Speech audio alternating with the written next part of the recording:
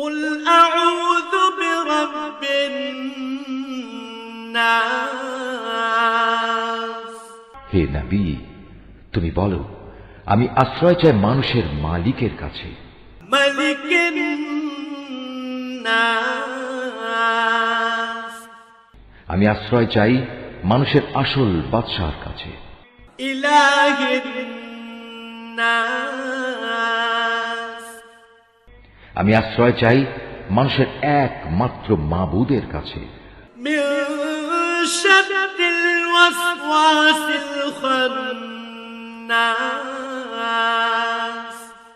আমি আশ্রয় চাই কুমন্ত্রণা দানকারীর অনিষ্ট থেকে, যে প্ররোচনা দিয়েই গা ঢাকা দেয়, الذي يوسوس في صدور الناس যে মানুষের অন্তরে কুমন্ত্রণা দেয়, من الجنة والناس জিনদের মধ্যে থেকে হোক বা মানুষদের মধ্যে